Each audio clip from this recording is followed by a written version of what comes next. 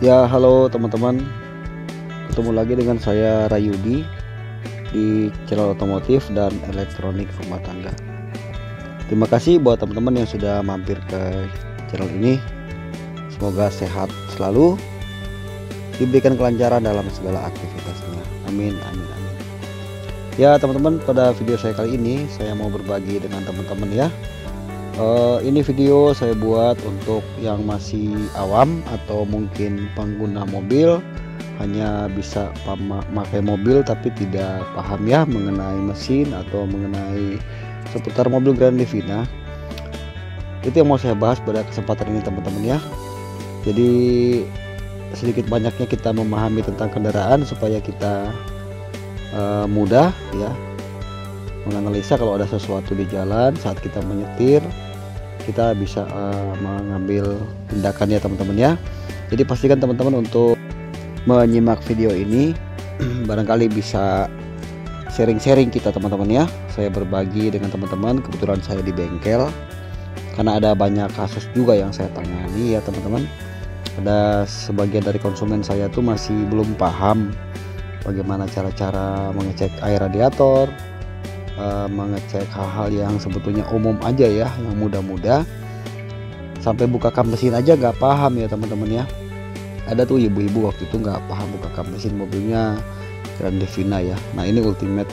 Nah teman-teman, jadi kita akan bahas ya teman-teman ya beberapa menit ke depan. Dan buat teman-teman jangan lupa untuk subscribe ke channel ini ya, tekan tombol subscribe dan minta tolong juga kalau ada iklan yang pendek ditonton ya teman-teman ya.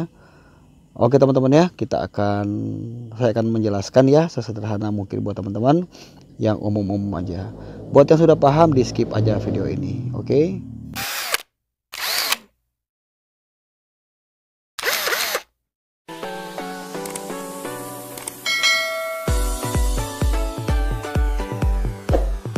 Lupa like, komen, subscribe.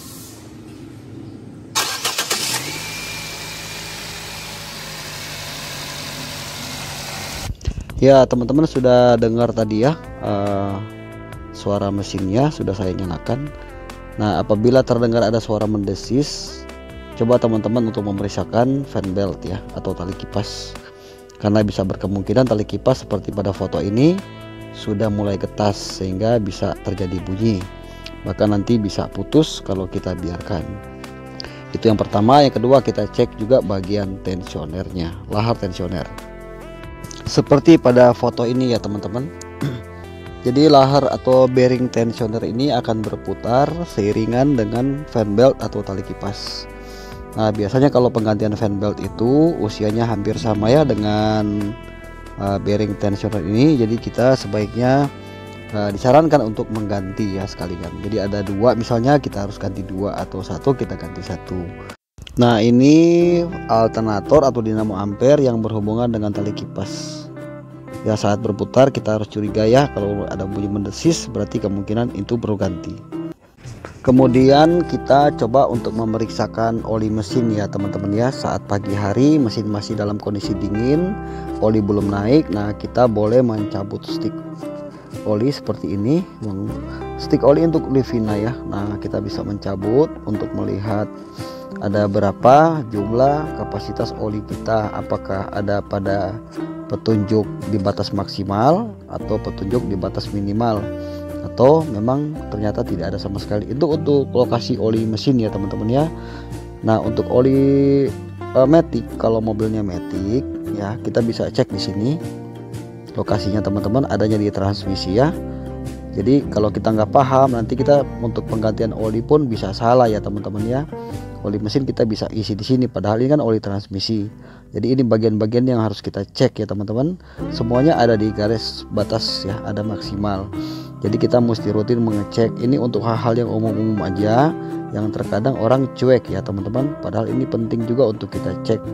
Kemudian kita juga bisa memeriksakan air aki seperti ini. Kalau aki basah ya, kalau aki kering kita tidak perlu mengecek ya, karena sudah dari sananya memang sudah aki kering ya teman-teman. Yang berikutnya teman-teman, kita bisa mengecek selang radiator ya, ada di sini. Kemudian itu termostat ya. Ini termostat mesin yang lagi saya tunjuk, ini berhubungan dengan selang radiator yang dari selang bawah ya. Ini kadang-kadang kalau mobil sudah lama, ini termostat suka tidak buka ya teman-teman, sehingga bisa mengakibatkan suhu mesin temperatur kita bisa naik, bahkan bisa overheat.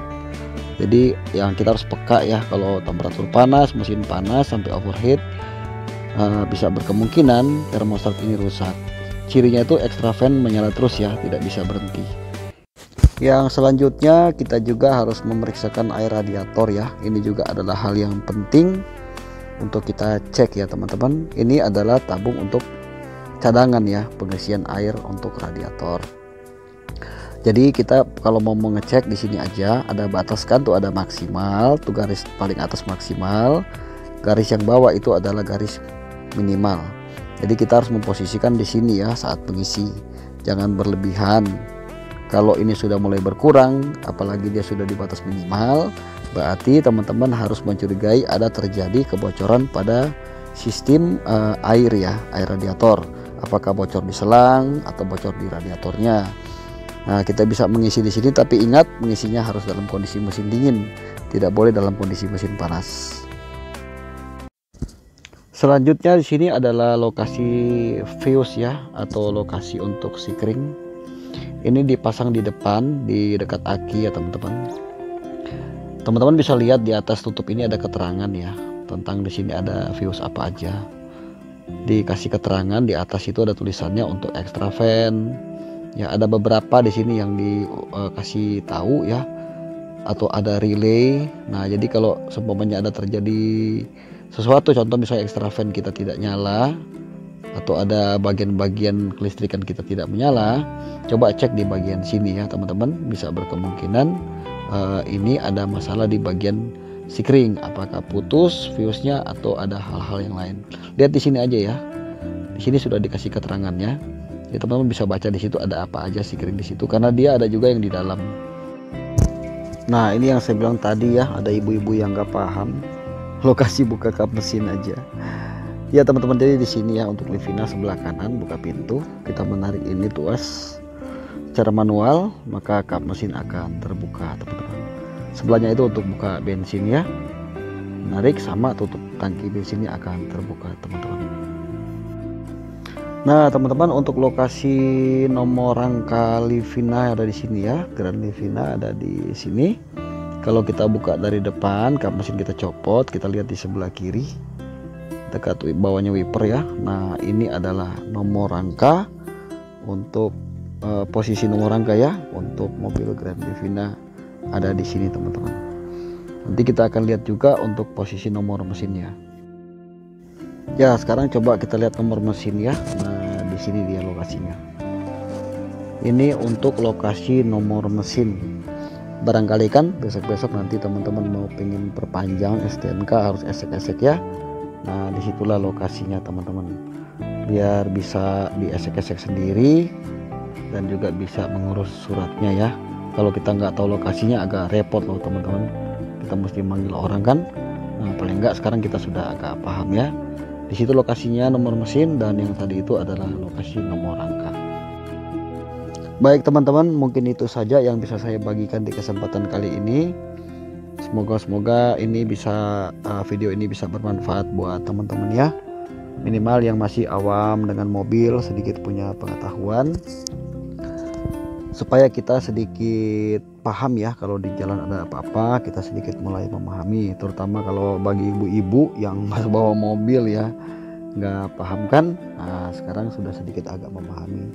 Jadi para suami kalau memang mau kasih lihat video ini sama istri-istri kita atau anak-anak kita, boleh dikasih lihat ya, supaya mereka sedikit ada pengetahuan juga.